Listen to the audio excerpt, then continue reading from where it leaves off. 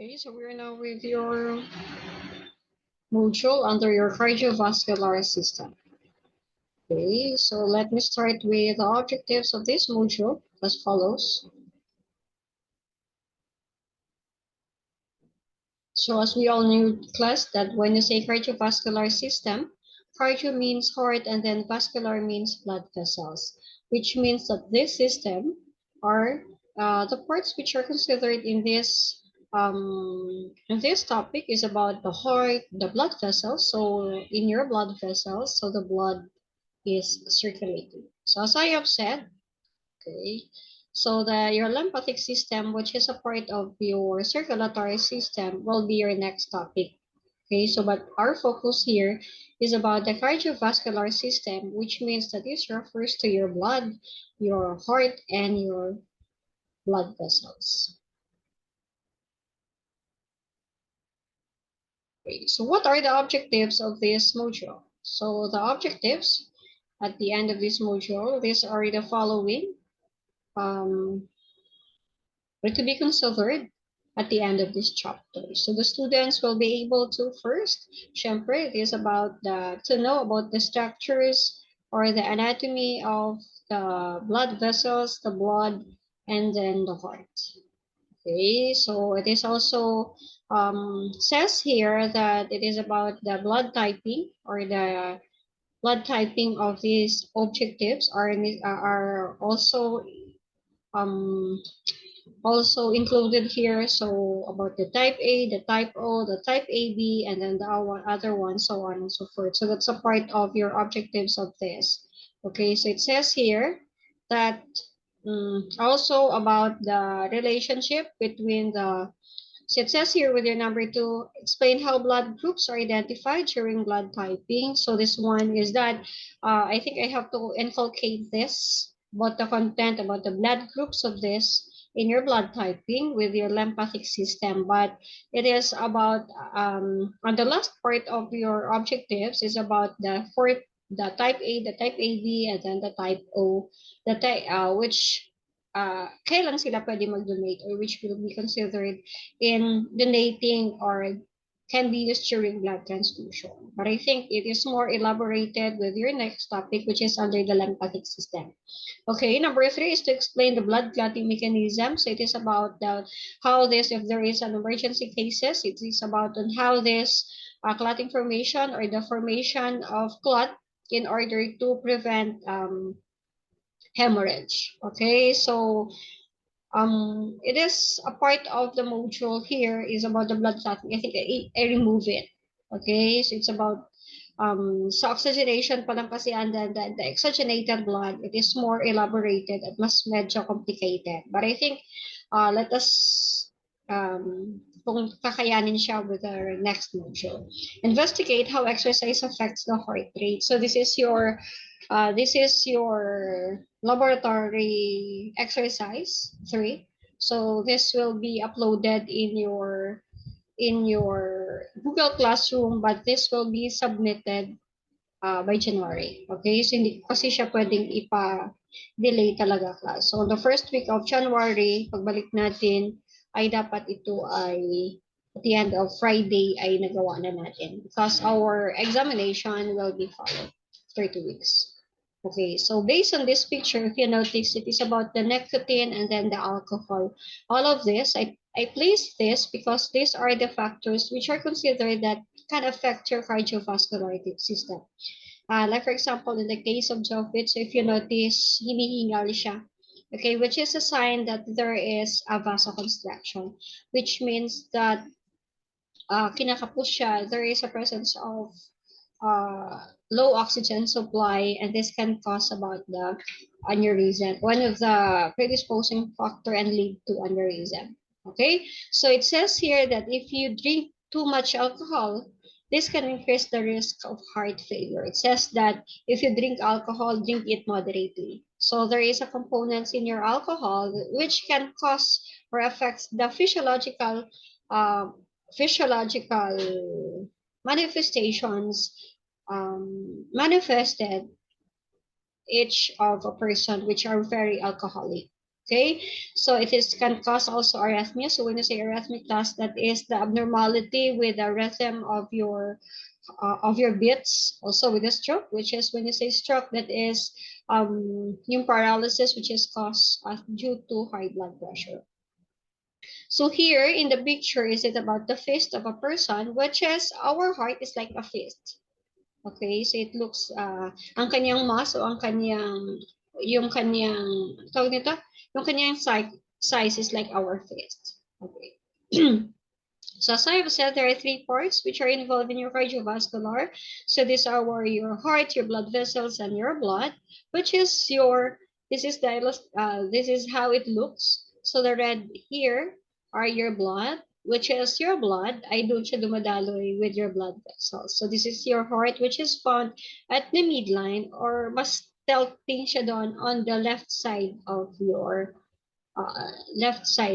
chest. Okay, so let us discuss with your heart. So when you say heart class, this is a muscular organ. So this is a pumping organ, which means it pumps. So it relaxes and contracts. It contracts and relaxes. It contracts and relaxes. So that is a normal rhythm or regular rhythm. So which means na dapat tuloy-tuloy at pareho ang contraction niya. The heart of the size, which is for men, is about 250 grams to 350 for females, and for males are 300 to 350 grams. So it is a cone shape. So it is about two-thirds of your heart, which is found on the left side of the midline. So if you are doing your pambansang awit, if you notice, you place you place your hand here on the left side, tilting at the left side, because of the two-thirds of your heart is present on the left side or of the midline of your chest. Okay, so this one. So it's here. Okay, so have you noticed there is a blue and there is a red? Okay, so the blue sign here, and the blue here, it is about the circulation of the blood, which is the oxygenated. What do you call that? The oxygenated, which means that is poor or lack of oxygen. So it is through, it happens that, for example, if you are running, napapansin nyo, kinakapos kayo ng hininga. Okay, so which means that they oxygenated. So it needs that your blood, it needs an oxygen. It goes into your lungs to pick up oxygen. So here is the deoxygenated blood, and then pag oxygenated naman siya nagiging red. Okay, so that is under the blood circulation. Okay, so this is the outside of your heart, which is divided into three. So these are the pericardium, the myocardium, and then the endocardium.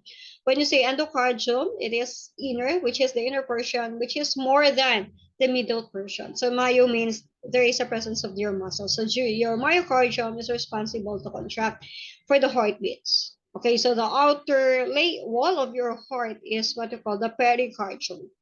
Okay, when you say peri means outside, when you say endo, inside, and then myo means muscle. Or maaaring siyang it is a middle. So it says here that when you say endocardium, this is the inner layer of your heart. So it is found at the lining of your chambers, which is serves to reduce fraction. So when you say read, pag nagpapump ang ating puso, okay, so meron siyang pressure, it prevents through the presence of your endocardium, it reduces fraction. So when you say myocardium naman, this is a muscular layer of the heart, which is responsible if there is contraction. So the muscle contracts. So it is develop a pressure when there is a pump blood throughout the blood vessel. So di ba naglalabdab siya? So pag nagko-contract, okay, it is it moves out the blood, okay, then it relaxes, okay. It is about the pumping organ, this relaxes also. The epicardium, it is the outer layer of the heart, which is covered by a double layered dural. So ganun na lang ang pagpoprotect sa ating this is the one that covers your pericardium. Okay, so the epicardium, which is found at the outside layer. So your outer dural sac, so diba nakikita nyo dun meron kayong sac, which is made up of your parietal, pericardium, and then the other one is what we call the visceral. So yung visceral nyo, this is the one that secretes the pericardial fluids. Ano ba yung fluids na yun? It is the one that there is a space kasi between. So siyang cerebrospinal fluids, which is it allows the inner and then the outer walls para blood circulation during the heartbeats. So which means that your blood is circulated it well and protects it because there is a presence of your visceral fluids, the pericardial fluids, which is found in your visceral pericardium. So here, this is your parietal pericardium, and then the other one is, this one is your pericardium. Okay, so your pericardium, which is the outer layer of your heart, which is made up of your parietal and then the visceral. So there is a fluids which is found between this to prevent fluctuation and then for the continuous pumping of the heart para magiging maganda yung takbo ng daloy ng dugo.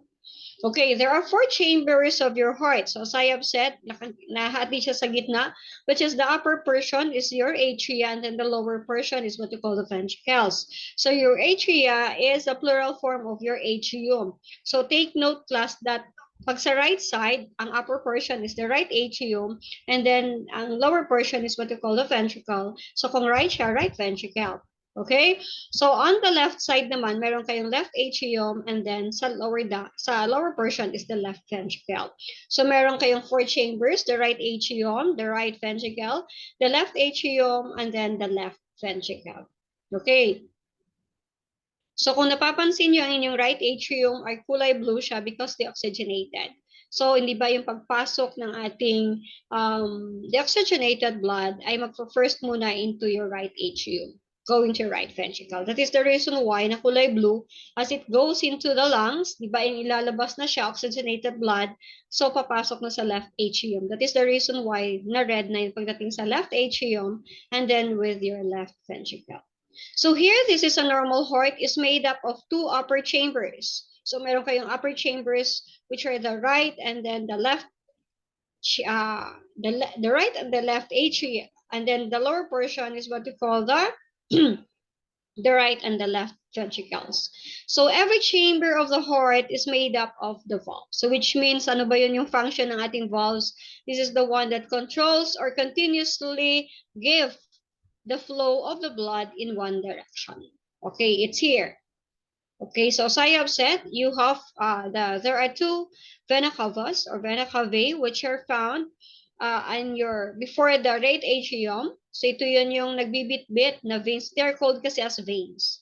Okay, so your veins, your superior vena cava and your inferior vena cava, they are both veins. Okay, but they carries the oxygenated blood with going to the heart. So this one, the upper portion of your body, kapag deoxygenized na or kinakapos na sa oxygen, it goes into your superior vena cava. Pag sa lower portion naman is your inferior vena cava. Okay, so it goes into your right atrium, going to your left atrium. Okay, so tapos pupunta sa inyong pulmonary artery. So kung napapansin nyo, mayroon kayong right pulmonary artery and then the left pulmonary artery. So kulay blue siya, class. Kasi from the right ventricles, it goes into your pulmonary artery. So your lungs are left, right, and left. So nakakonect yung ating pulmonary artery sa left side ng inyong lungs and then the right pulmonary artery naman sa right side of your lungs. Okay, so ano yung gagawin doon from your pulmonary artery? So from your pulmonary artery going into your lungs to pick up oxygen. So that is the reason why paglabas na, kulay red na siya.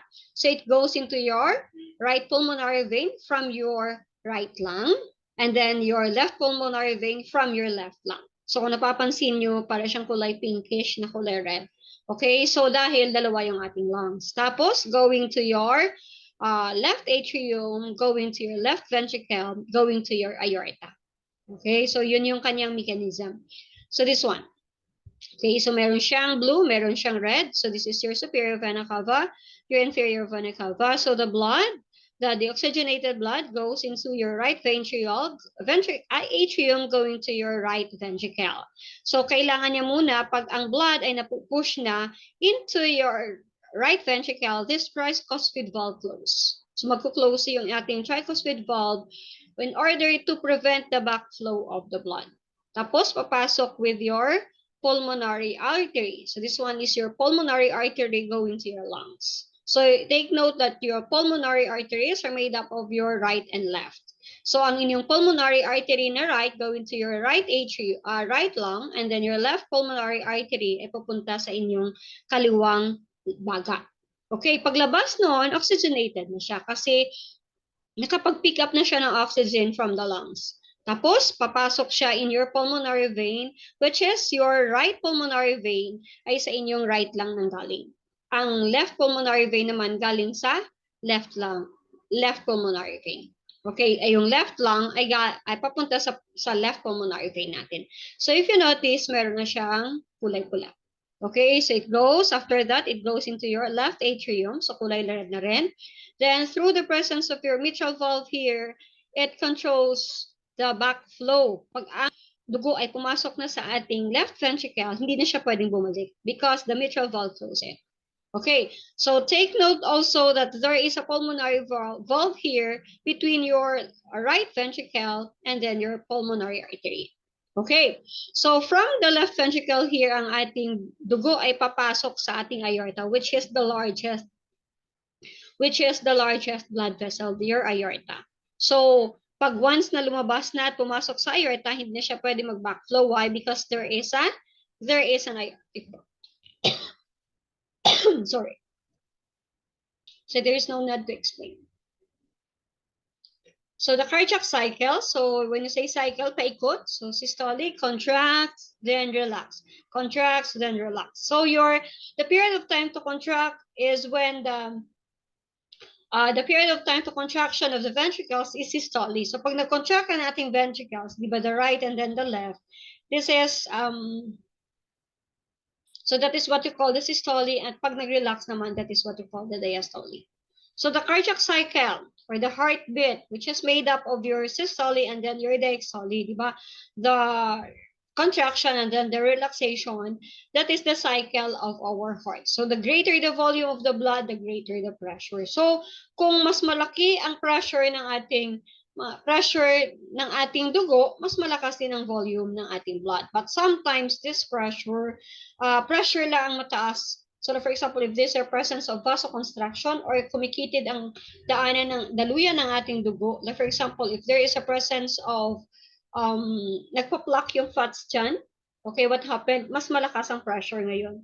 So the greater ang kanyang hinihingi na the defense mechanism of our body in order to maintain the homeostasis is to produce more hormones or neurotransmitters. But since the greater the pressure, ang hinihingi hindi naman makakadaloy, that is the reason why na minsan ay nag-overpump yung ating puso. Nararamdaman natin na ang bilis ng kanyang pagtibok.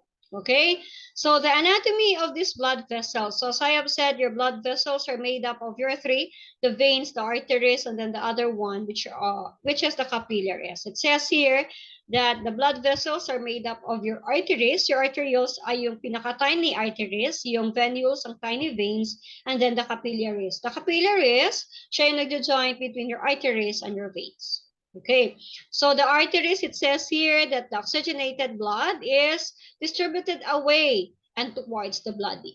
So, di ba nagkakulay red doon? Okay, so ang arteries siya nagbibitbit ng oxygenated blood.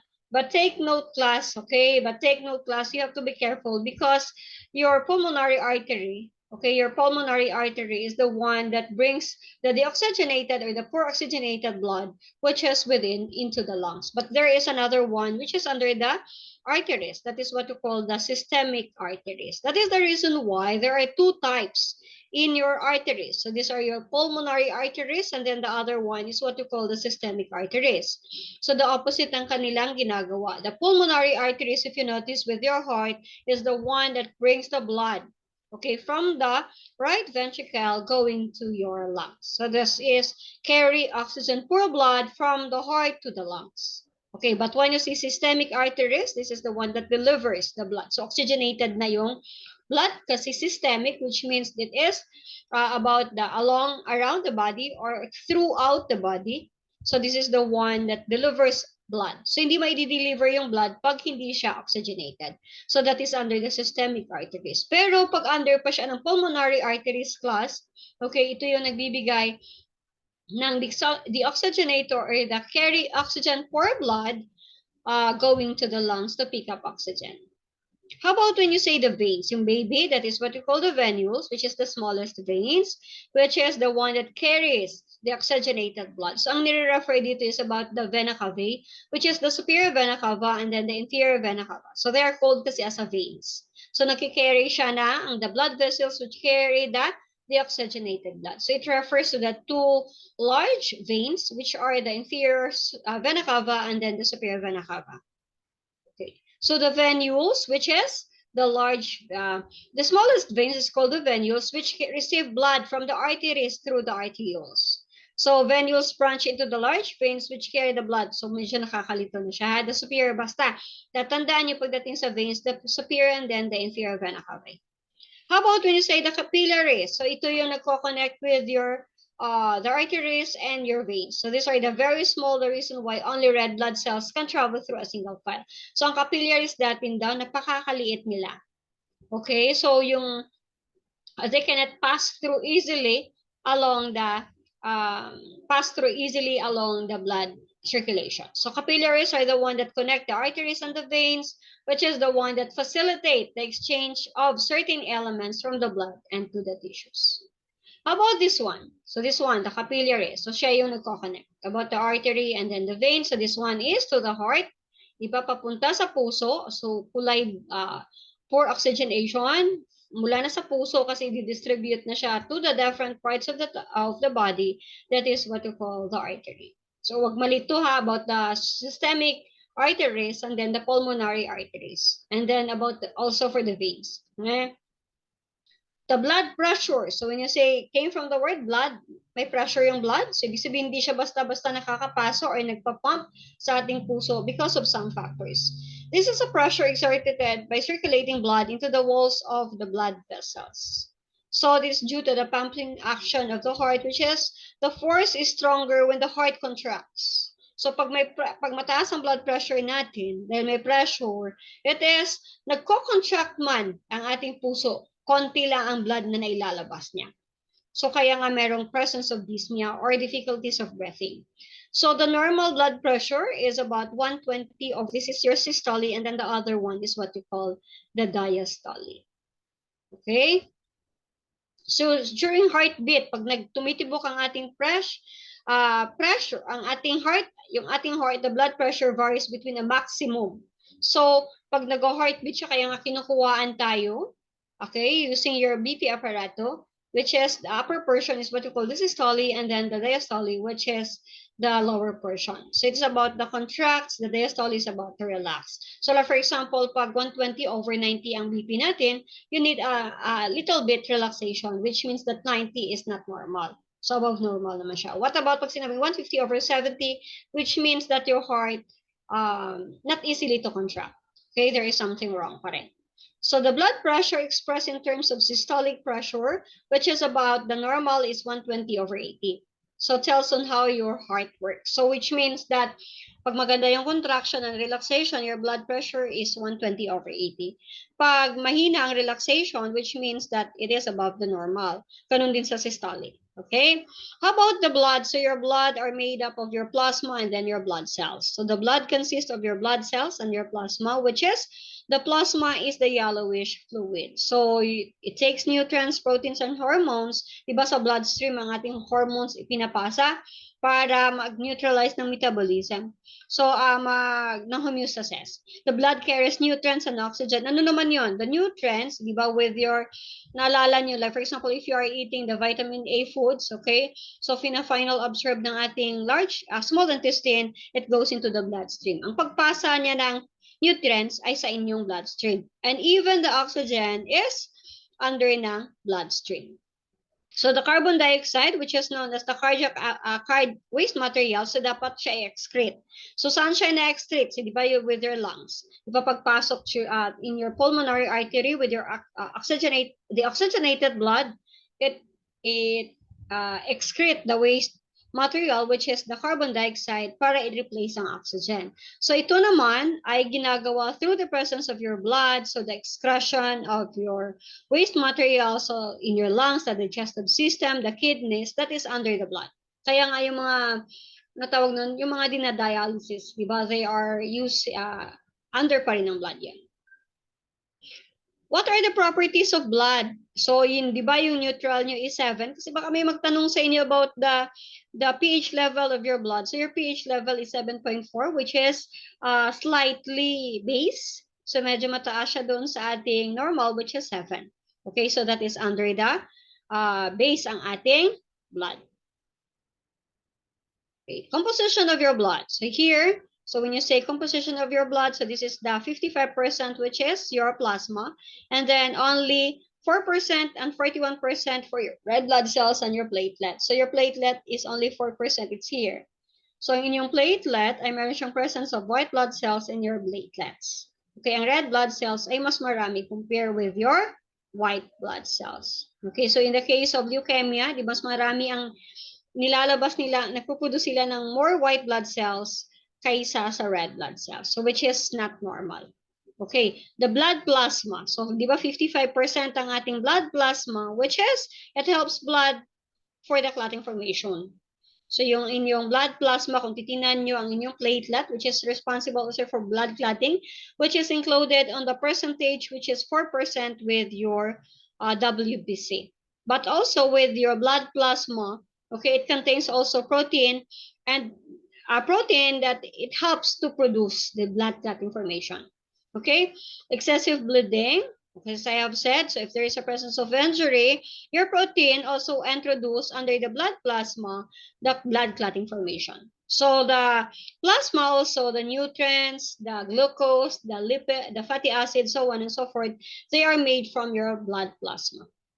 How about when you say the blood cells? Yung blood cells ay, meron kayong WBC, and then the other one, which is what you call the platelet. So with your WBC, it is also known as your leukocytes, which is colorless in color.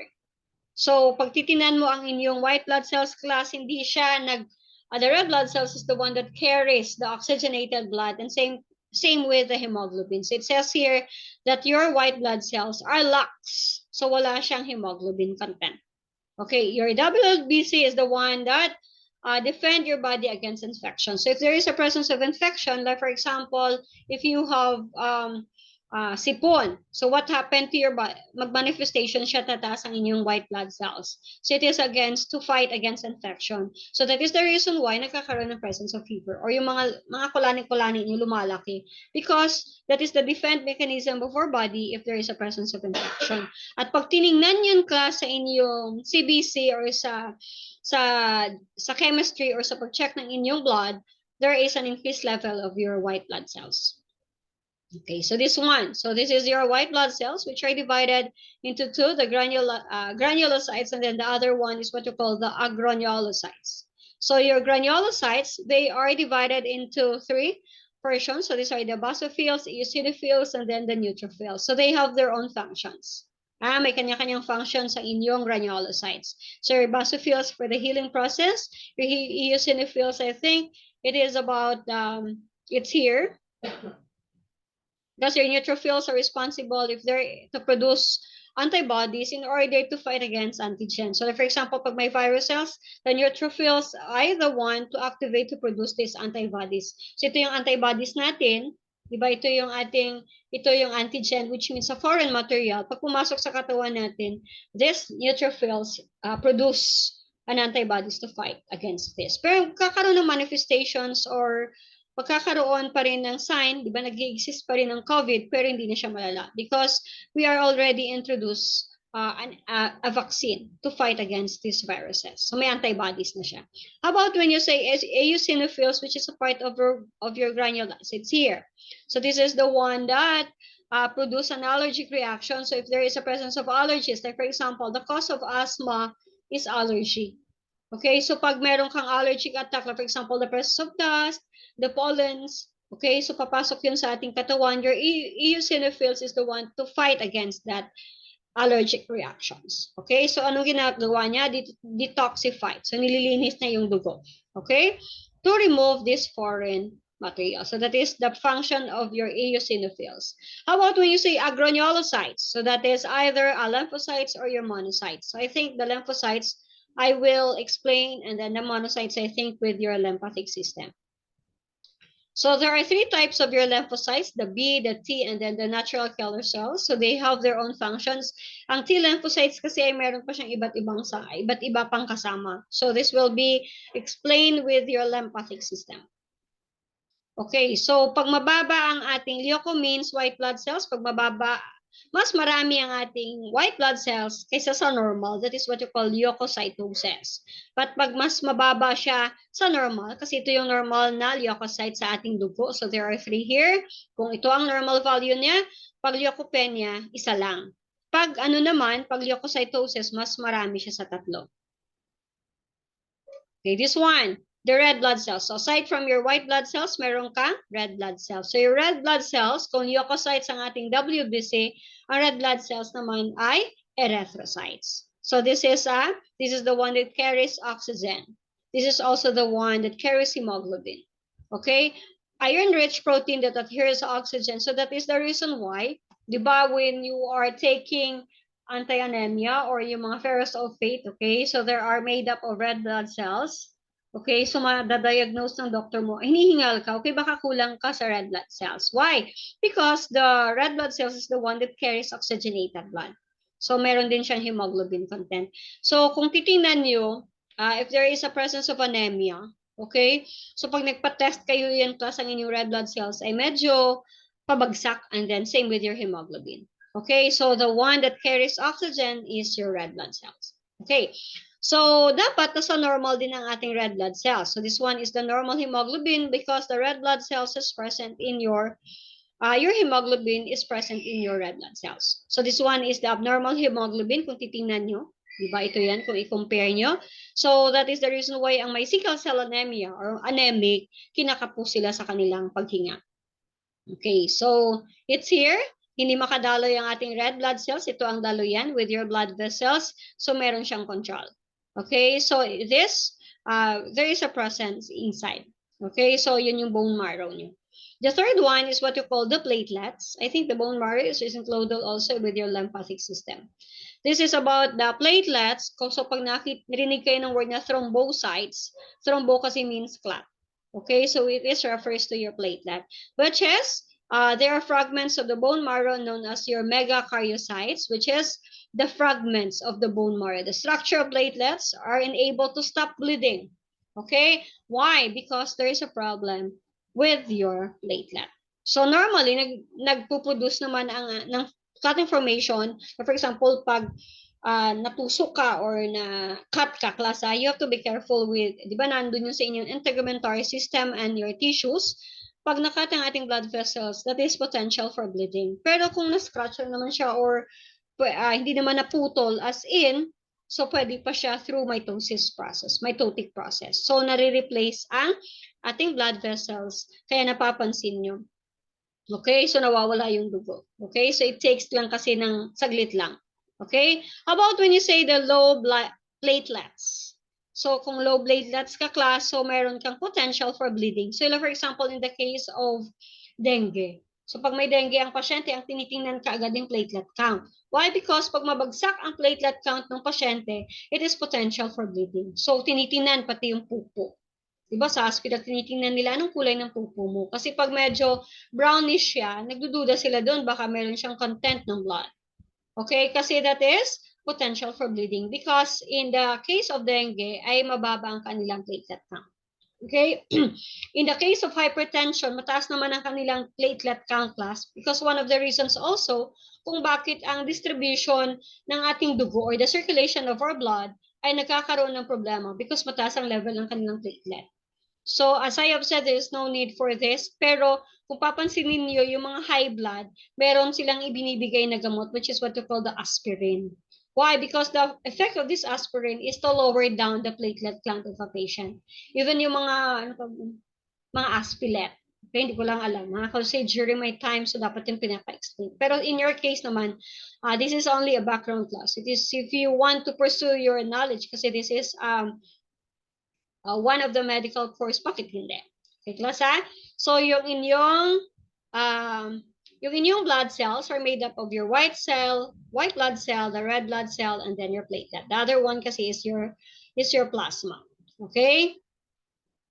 So this is about the blood grouping. So it's here about the A, B, and then the type O. So there are 4 blood type donors. So the first one here is the type A. So if you notice, meron siyang check.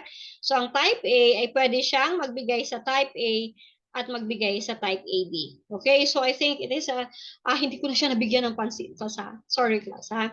Pero ang type A hindi siya pwede magbigay sa type B.